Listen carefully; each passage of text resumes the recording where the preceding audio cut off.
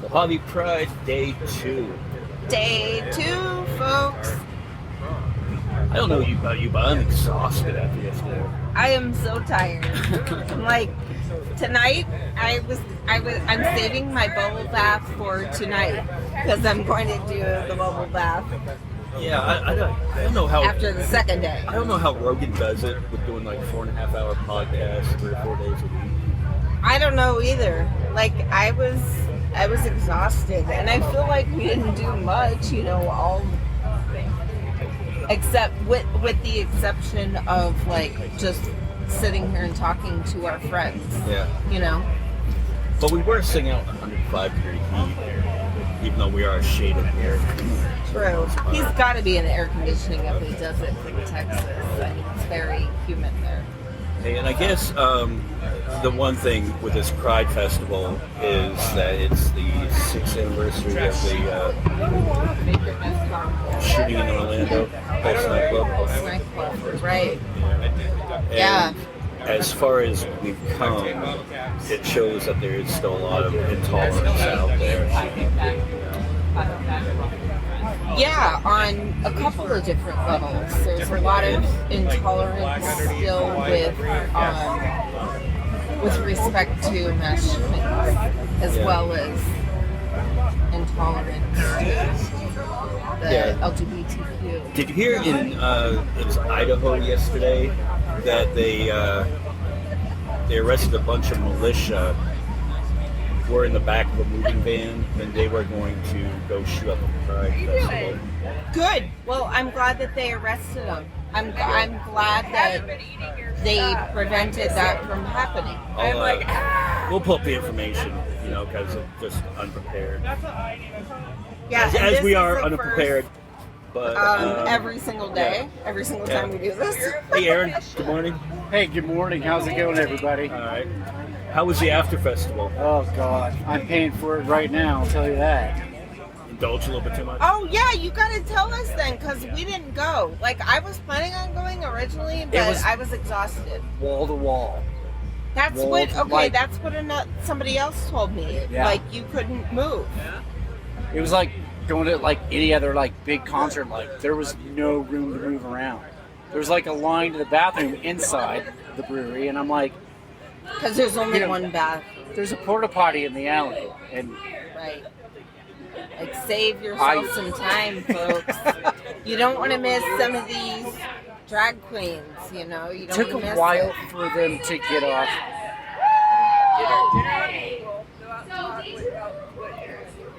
Took them a while Took a while for them to kick it off, because I think all the drag queens were, like, fixing up their makeup and suits and whatnot. But Oh, yeah. once it started, it was just like, the whole crowd was just excited, totally excited. That is so great. And it was drag shows are a blast. They are a blast. Like, I remember going to one in Key West, and my uncle actually had a fantastic time. He is uber conservative, but he also has a gay son. So we were like, you have to go. I'm like, you'll have fun, just give it a chance, blah, blah, blah. He had an amazing time, number one. One guy there had a heart attack at the event. Like, literally the paramedics came in, probably because this one performer was so fucking fantastic. That's what I gathered from it. I'm like, well, that body was amazing. Like, I wish I had a body like that, right? And then I took my picture with a Prince impersonator, and my mom's like, I'm not posting this picture. Look at your face. It looks so stupid. I'm like, Mom, that is exactly what my face would look like if I was with actual real Prince.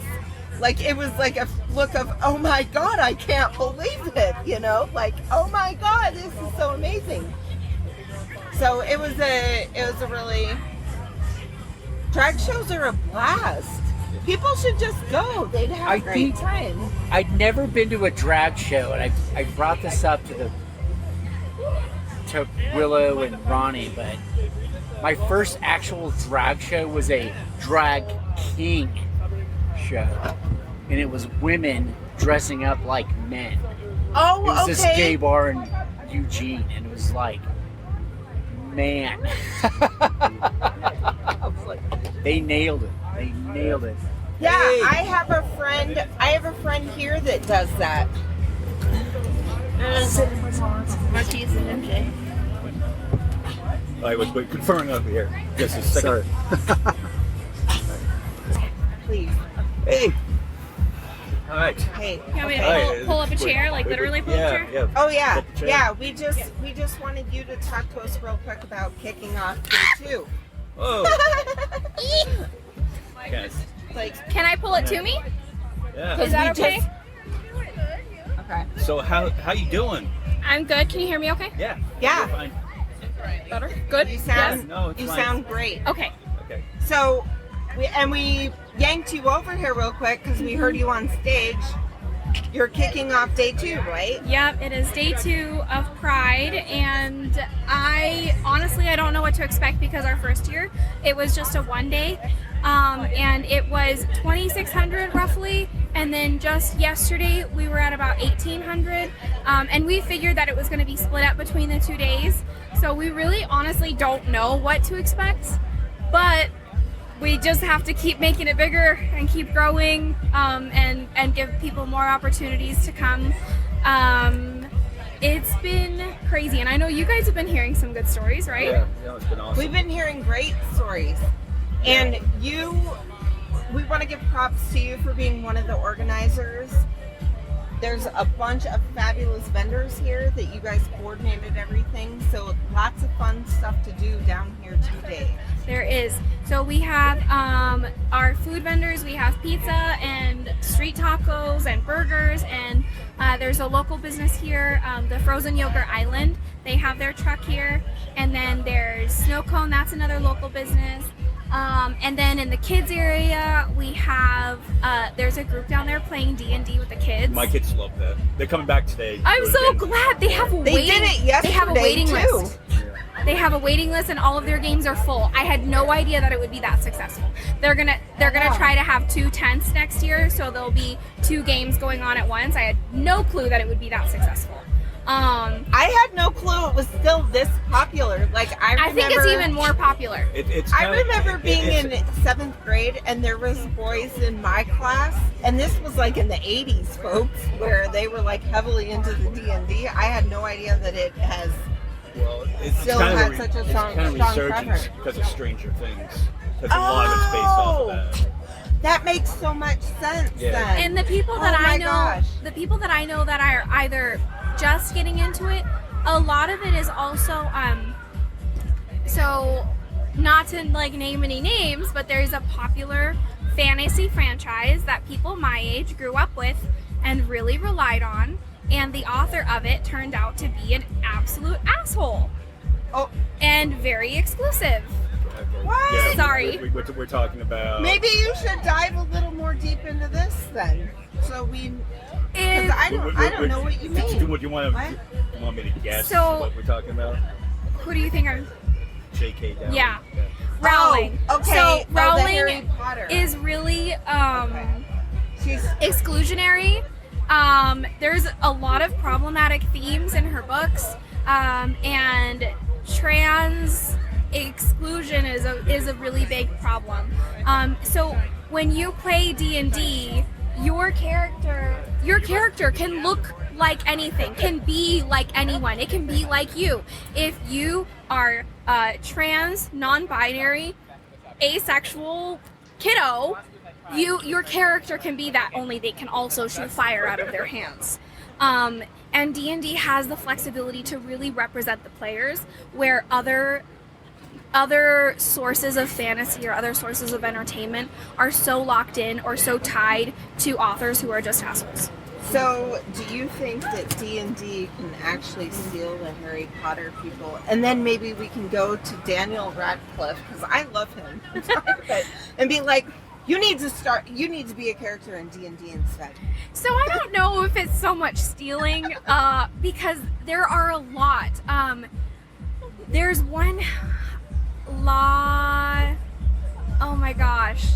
There's a book that I'm trying to find at our library, and it's about simultaneously, it's about illegal immigration or undocumented immigrants, and also werewolves. And this girl is up shit creek because she's an undocumented immigrant and she's the first female werewolf in their culture, and it combines Mexican folklore with living in undocumented America and all of these beautiful things mixed together that is just as vibrant and just as varied and just as scary as what people are really dealing with. So it's not just D&D, it's finding authors of different ethnicities, authors of different experiences, and not just pigeonholing ourselves into the world of Harry Potter. But there's so many beautiful options that are becoming more available, D&D just being one of the most accessible and customizable. Like I can play it with my 9-year-old and my 7-year-old niece, and we can play for an hour and they're both stoked. Or we can play with the grown-up friends and we're going on a week and we're just down on energy drinks and Cheetos. We're fine. So I think that these are all things that when we infuse them into our festival, we're inviting a lot. We're inviting everybody that wants to participate, anybody that wants to participate, and giving them a comfort zone, and that's really our goal. And so D&D, they don't do the thing of inclusion there, are they? Exclusion? Or exclusion, yeah, I'm sorry. No, D&D is so... They include everyone. So, because it's so customizable, it's like framework. It's kind of like, if I tell you, you can... The only things I tell you about your character is you are between 6 and 7 feet tall, and you're good at swinging swords, and everything else is up to you. So you get to customize it. You literally get to customize it, and there's this whole. I think the mindset of it just starting out as customization is automatically inclusive. Okay. Because if you have one player who's an elf, but their elf is like Dopey from Snow White and misses everything that they aim at and they can't tie their shoes, but your elf is just the image of grace and hospitality and has a great singing voice. Like, there's such a wide range just in those two examples. Inclusivity is hardwired and interwoven into that, which is perfect for the LGBTQIA family. Oh, good. Awesome.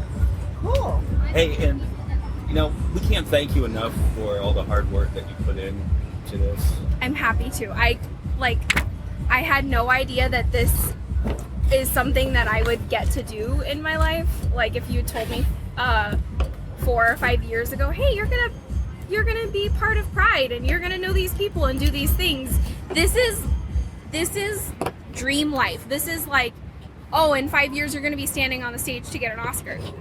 Not a clue. Not a clue. This is amazing. I had no idea. Like, you get to make something all from little baby scratch and see it grow. It's amazing. Hi, Sarah. Hello. How you doing? I remember when you told me that you were going to do this. Ooh, tell me. What do you remember? I just remember in the very beginning you said you were going to organize this Pride, and Can you hear her okay? Oh, yeah. Okay, good. and I remember just thinking that it was amazing, and I just could never imagine it was going to be like this. Yesterday I sat there and watched the drag queens dance, and this one beautiful queen took the non-binary flag out of her dress and spun it around, and it was the most beautiful moment because like 5 teenage kiddos shot their non-binary flags up in the Oh my air, God, I'm gonna and cry. I cried. It was so beautiful. They were like, this beautiful person is representing us, and I mean, I have the chills. Look at my arms right now because Real that. quick, can you tell Hey, can get you in. tell our listeners what the non-binary flag is? Just real quick. Okay. Do you need help? Yes, you tell me. Okay. I want to hear it from you. So non-binary just means we live in a binary society. Man, woman, black, white. Pink is for girls, blue is for boys. Binary just means 2 options. And non-binary means that they fit somewhere in between those two check boxes, and sometimes they may slide further to one end, may slide further to the other end, or may slide into a different direction entirely. Gender is something that can be very, very fluid for some people. For me, it is, I'm cisgender all the way. That's a comfortable thing for me. But for other people, they just don't identify that way. And so those non-binary flags and that moment of solidarity, I can't even imagine how powerful. Because for folks that are non-binary, things like filling out a job application, you have to check the box. To purchase a plane ticket, you have to check the box. What if you don't fit in a fucking box? Yeah. To go to the DMV, you gotta check a box. What if you fucking don't? And what if you not only don't fit in a box, but what if your whole family gives you rations of shit for not fitting in a box? And now you have to go tell a stranger that you don't fit in a box. It's hard. It's hard. So that moment of solidarity, of this beautiful, beloved entertainer that everybody is oohing and awing over, and they take out their flag, and these kids are like, oh my god, I'm cool too. Mm-hmm. Oh, it's so beautiful. Yeah. It's amazing. It's amazing. And Sarah, you were selling the love glasses? Yes. Yeah. So Tara, Yeah. she, we all know her story, how the love glasses came to be. She's a Muslim American woman, and there was this time where she was feeling so much fear. Like, she just felt like there was a lot of anti-Muslim sentiment, you know, and she wears the hijab, and she felt, you know, afraid. She was feeling afraid in her community, and so her brother sent her this meme of a gerbil with love glasses on, and it said, I can't see the haters with my love glasses on. Oh my So gosh. she started wearing love glasses everywhere she went, and she said, it's a superpower. People are saying hello to me everywhere I go. They're warming up to me. Yeah. It's just this superpower. And so she started giving love glasses away to everyone she knows, and then she realized, like, okay, I can't afford to For get sure. love glasses for everyone in the world. And so she started this business. That's how love glasses came about. This whole thing was amazing. She was like, I'm going to send you all the love glasses. You sell them. Like, this is how she does business. It's more than just like making money. It's like making connections, and it's so cool. So how do you think, I'm sorry guys, I don't want to take over your question aspect. No, I just no. wanted to know, so sometimes I get told, and I'm sure you probably get told, that we are naive or childish, that if somebody spurns us, that we don't lash back. It's just, I'm gonna give you the love that I wish I had right now from you. I'm gonna give that back to you because obviously you need it. Have you been told, like, well, you're a pushover or you're naive or things like that? Do you feel like that's something that she's dealt with this business? I would think that there probably are people that, Like, think basically that. like, oh, your love glasses aren't gonna fix racism? yeah, but I mean, I don't know. There is something magical about these No, glasses. right. Yes. And I just, after seeing yours, I need to get some of the more glammed up ones. They're Like your really words. Yeah, I we love should them. we should mention Sarah and Snow both have their love glasses on. I wish Yeah. I could get those in prescription. If I could, then I would be wearing love glasses all the time. But I'm blind as a bat, so here we are. Well, tell me more about that, what you're bringing up, because for me it's hard to imagine being different. I think growing up, it's been like a coping mechanism for me, you know, to look at, you know, to find the love, to find the Yeah. people that are accepting, to continue loving and seeing that, you know, So- because there is so much, if you choose to focus on it, of the negative, that I feel like I could not, like, I feel like it would break me. So that is like my coping mechanism, to like see, but I'm also like looking for that and seeing evidence all the time, you know? So some of the people that I've talked to, it is very much a muscle that you have to work to be able to see the love and the genuineness. And when you don't work that muscle or work that eyesight, it atrophies. So then you're looking at the world in such a suspicious way that it's almost a handicap. Like, I know some people, when they are talked to with kindness or treated with kindness, they're looking for an ulterior motive. And they are exhausted and bitter. And I think that's part of the reason that this is so important, is even though the festival is only a couple of days a year, it gives people, I think, an opportunity for that jump start to start working on that muscle, to look for the love, to look for the kindness. There's so many helpful people, like, just for the sake of being helpful here, that they're like that all year round. So I'm hoping that those connections are made. Like you said, you're looking for those people, and I'm hoping that this is like a giant jump start every year for our community. Like, oh, this isn't a shithole that I thought it was. It's a little better. We can find some good people. We can connect. We're not alone here. Right. We had a younger person on yesterday that had said that he They really had no idea. They felt really alone in this community until this. Exactly. Exactly. And we're always here. We kind of have to make sure that we're taking turns supporting each other, so it doesn't all fall on one family or one group. But there's plenty of hands. What's the saying? Like, many hands make light work, or something like that. Okay, I love that we have these little doggy babies. Fur babes. Are these yours? Yeah, these are mine. This is This is Riley. This is my Riley. And this is Shine. And they wanted to come and hang out with us. People are their favorite thing. So last night we went to Blackbridge for the After party? After party.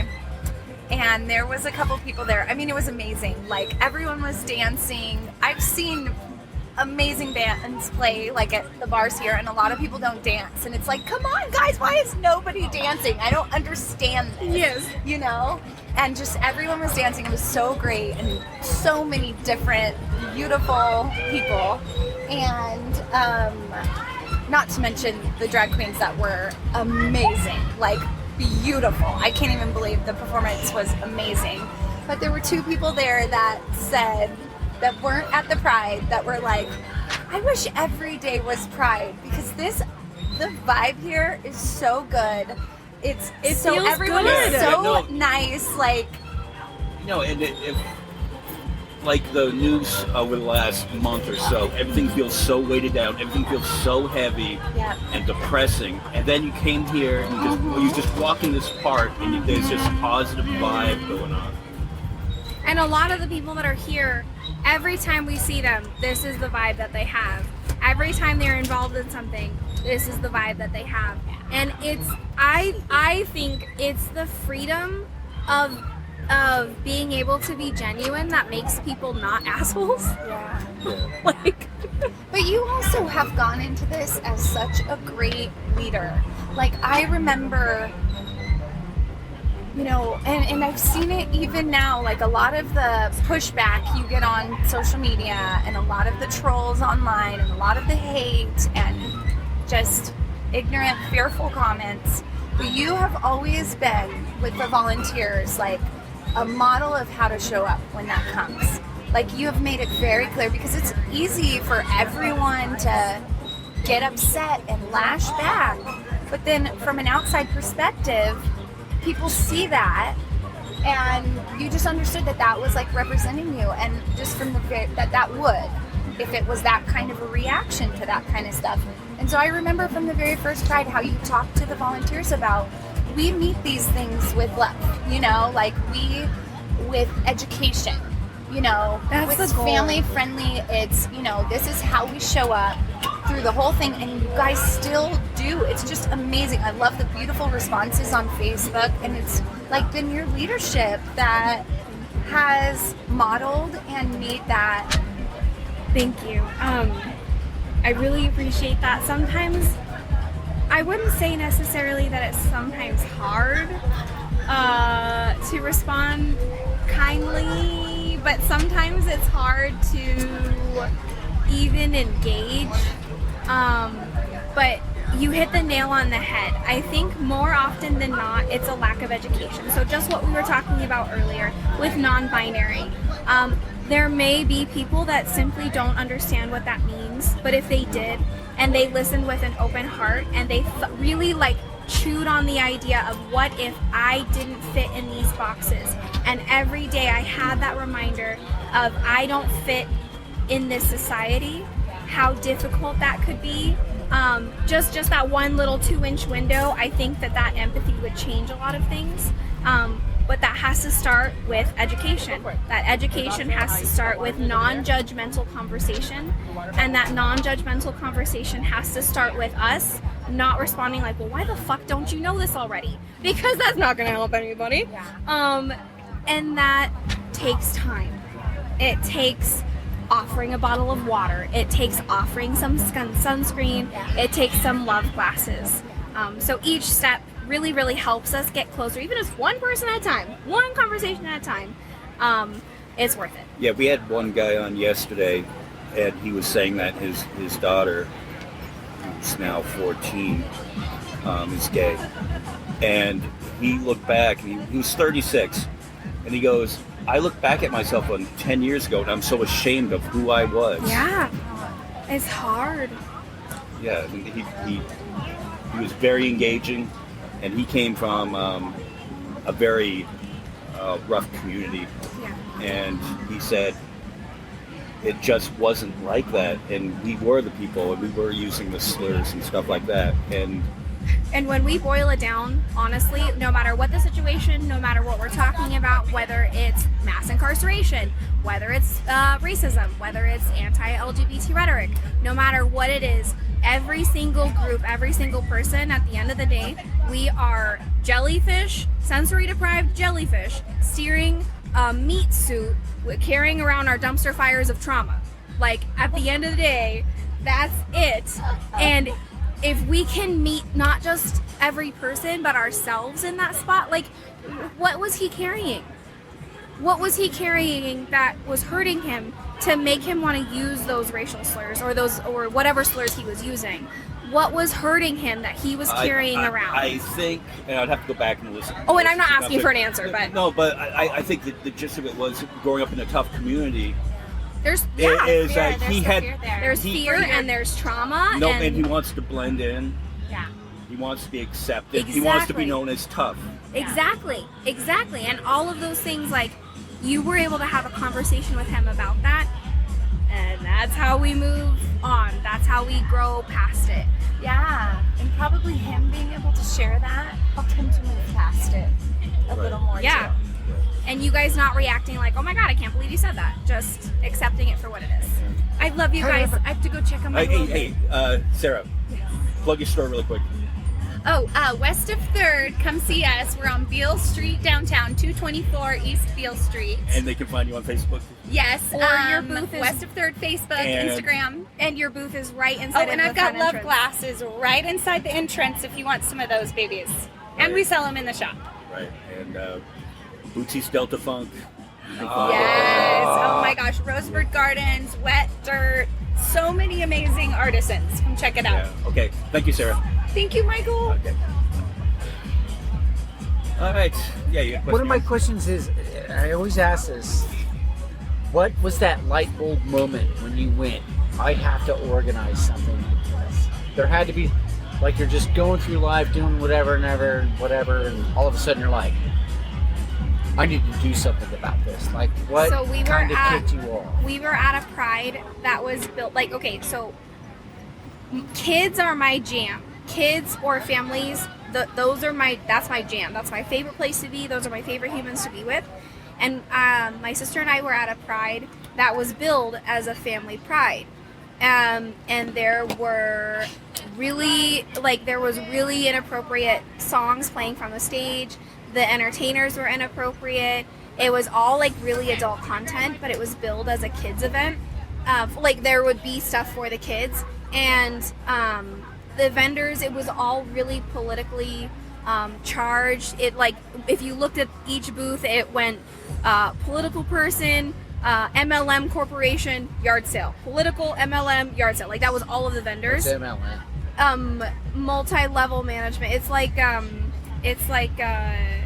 It Works companies. A sign kind of thing. No, they're the scam companies. They're like, Wow. join my team and sell this stuff, Yeah. like Melaleuca and stuff like that. That just like suck you in and you just give them your money. LuLaRoe, those things. Okay. It was just junk. It wasn't real people making the things or like really getting to pay their bills. It was just corporations. It was really frustrating seeing that kids were coming to this pride and parents were coming to this pride that we were at, and they were so disappointed and they felt like it wasn't actually for them. They were just a head count. And so we left, and I am a big like, if I want something, I'm just gonna figure out how to do it myself, which is a good thing and an exhausting thing. So we left, and I told my sister, like, we could do this. At that point, I'd been going to events as a vendor for like 4 years. So I knew the behind the scenes, and I knew the different things that we would need. And we came home, and she knew Joe from Blackbridge, and Joe knows bands. So Joe helped us with entertainment and beer, and I got vendors, and we, Taylor and Ronnie and everybody just started adding to us, and we made Pride. I know the first one was in 2019. Uh-huh. And then 2020, 2021, kind of like. So 2020, we had to cancel it because of COVID. And then 2021, Omicron was still really big. So, and because it takes 6 to 8 months of planning and booking and like paying for everything, we couldn't chance it being canceled again. So we did online. We did a virtual Pride instead for 2021. Now we're back. Hey, Tricky. How many people so far? How many people yesterday? We're guessing around 1,800. I have to check with the front gate people, but we're guessing around 1,800. And we're hoping for maybe another 1,000 today. I know it's supposed to be slower because it's Sunday. And what's the scale compared to 2019? Is It's it about fairly the same? So 2019 we had between 2,400 and 2,600 on the one day, but it's a little hard. Like, it's a little hard to measure because we don't know what things look like after the pandemic, and it's a little hard. But I think that it's gonna steadily get bigger, especially as hopefully we don't have another pandemic derail things again. So as it becomes an expected thing, then attendance will go up each time. Oh, that's good. All right. It's hard to come back from stuff, huh? It is, especially because all of our contacts from the first time, like just for one example, our contacts for MCC, for our tables and chairs, they're gone. They're gone. Every single one of our contacts gone from the first time. So we're starting from scratch. Yeah. It's fine. I applaud y'all for coming back so strong after that Thank you. pandemic. So many things were not able to resurrect. It was hard. Well, honestly, even if it was just us in our one little tent with a rainbow flag, like, it's still gonna happen. And it would have been a party. It would have been a party. But I have to go check on people. Yeah. Thank you very much thank you for taking the having time. me. I know you're really busy. Please excuse me. It's going to be loud while I get up and get the dogs Okay. and try to scoot back. It's going to be loud in your Okay. headset. Yeah, we could just do this. All right. See, crisis averted. Just hit the pause button. How you been? Good, yeah. Good. Okay. We haven't seen you on the. It's been a minute. While. It's been a minute. Yeah. What made you come out today? It's just a community built by and full of people that I love, and I spent a considerable amount of time and energy being a SJW, social justice warrior, and helping hold flags and signs and stuff. And I love the community, and despite whatever sexual orientation I may or may not identify with, this is just a community that I will always have love and support for. Hey, Marquise, how you doing? I'm doing good. How you doing? Good. Well, what do you think?